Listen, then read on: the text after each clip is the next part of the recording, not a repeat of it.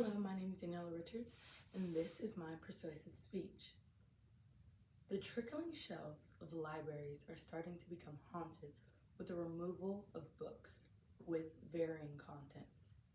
Sit back and think, when was the last time a book made you feel? When was the last time a book took you by surprise, or you sat back and thought, how is this possible?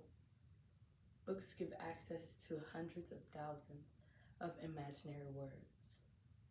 A gateway that was once an open field is now being closed with the removal of books deemed as controversial. Former safe spaces for readers of all ages are beginning to become limited.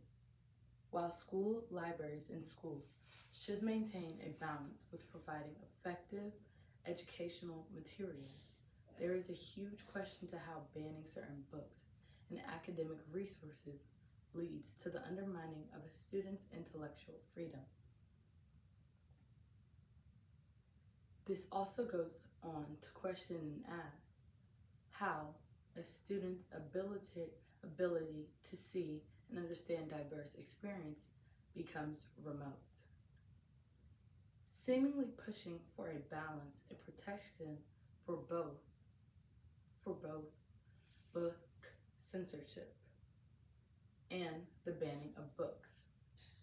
With the beginning of books, there is no restriction.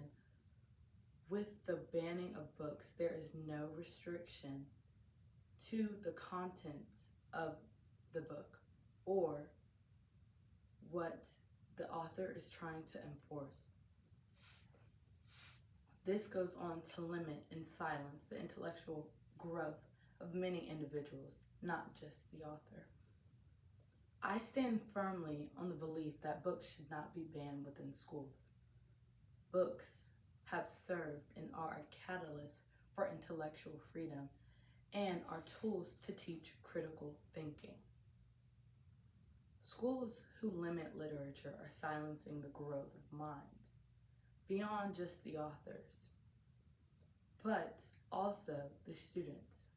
Today, within this speech, I will highlight and speak of how book banning harms students and undermines their education. Curiosity and the want to expand your knowledge is a human trait. Many of the voices and ideas of authors have been stripped out of academic teachings. Books deemed as provocative and controversial have been practically erased from schools and educating facilities.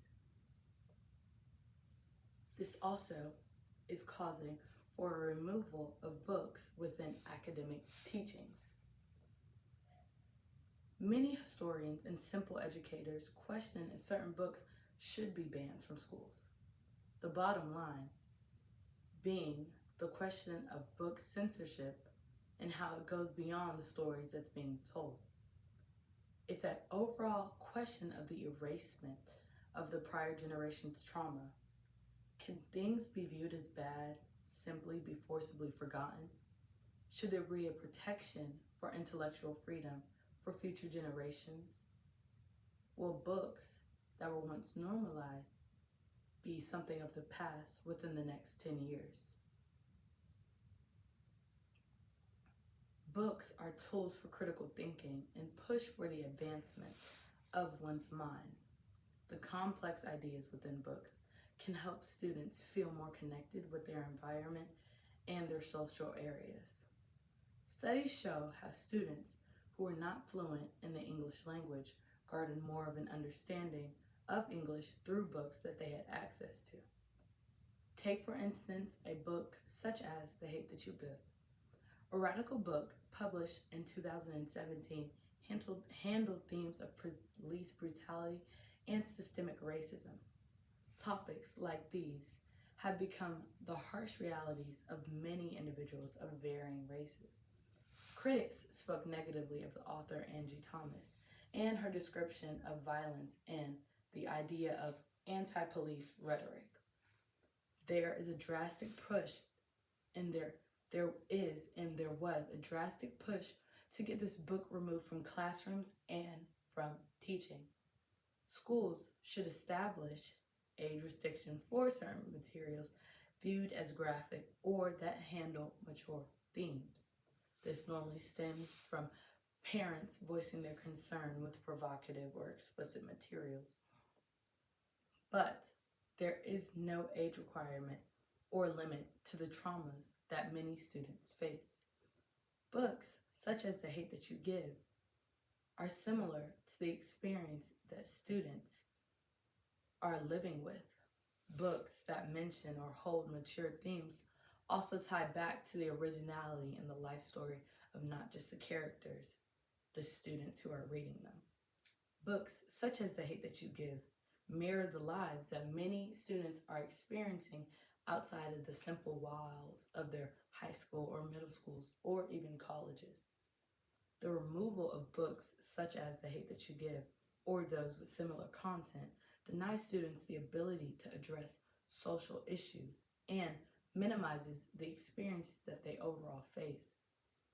Author Jay Rosick suggests in his article, Banned Books, A Study of Censorship, how inside of schools, teachers and students come from various and different backgrounds and lives, and the teaching of banned books normally stem the idea of critical thinking, which overall benefits the students. Exposing students to controversial materials betters their livelihood. It allows the students to understand the issues with social justice and even race. The ideas behind book censorship have been passed on for generations and have been going on for decades and have rapidly gotten worse within the past years. Book bannings were used in the earliest ages of even American development to limit teachings deemed as immoral or profane. The pushing for book banning is allowing for the elimination of history. Older generations are pushing for the erasure of certain materials that they were taught, citing how they push ideas of hate. While many of these individuals come from a white background, their race, they do not understand the varying lives and the varying races and the varying lives that students live with their day-to-day aspects, especially handling challenges regarding race. Books with similar themes, of similar stories of students of other races, or going as far as even sexual preferences, allows for a feeling of self-expression. When, with an influx of these books being removed, there stands a question of how students are losing themselves, not seeing themselves be represented. Author Jay Strong speaks of the history of book censorship and what it leads to within his article, The Books in Silence Within the American Literature. The new increase of book censorship can drastically get worse and more crucial with more conservative ideas and lawmakers being put into government facilities. This is leading into an increase of banning of certain books detailing race. The limitation of these books negatively affects the students and their lives. The book, The Bluest Eye by Toni Morrison, is a novel written detailing the fictional life of a young African-American woman during the Great Depression. While the book does challenge mature themes, it is a literary wonder. The book handles the minimization of marginalized groups, such as Black women, during the challenging time period of the Great Depression. It even handles the dangers of untreated mental illnesses by having a schizophrenic lead character within its novel, which was unheard of at the time. This book has unfortunately been banned by a variety of schools, citing issues of violence and racially charged undertones and themes and details of sexual assault. The issues that this book challenges and tackles are evident within our society, and the removal of said book denies the students the ability to grapple with similar situations. Schools have always and were made to be a place for learning and creative freedom. Schools were never made to cater to one set of belief. Varying institutions try to remain diverse and should voice how various literatures of all versions allow for this. Books change the lives of readers, going beyond what's on the paper, and push for movements such as justice and equality. Books like The Diary of Anne Frank give a personal testimony, going as far as talking about the haunting, traumatic event which is the Holocaust. Many lawmakers push for this book to get banned, detailing its controversial time period. A book like this goes beyond the simple narrative. It details and dives into the life of a young individual, humanizing a victim within a tragic situation. When we ban books like these, we deny ourselves access to humanity. Going beyond the details before us on a black and white page, we erase our values, throwing away the push for our own ideas and intellectual freedom. The debate within school censorship and banning books goes beyond the narratives written within the pages. The banning of books is a reflection of the minimization of freedoms that many students are experiencing. The First Amendment right, rallying for freedom of speech, does not withhold within the index of a book, limiting the perspective and diverse ideas of authors while protecting students from overexposure is valid. But the ideas and adoption of completely removing and erasing books has infected policymakers. Many banned books empower students to have a wide range of emotions and to feel and to understand themselves, to separate themselves from their lives.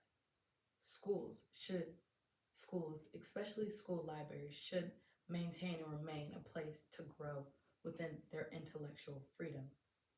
Books should not be banned.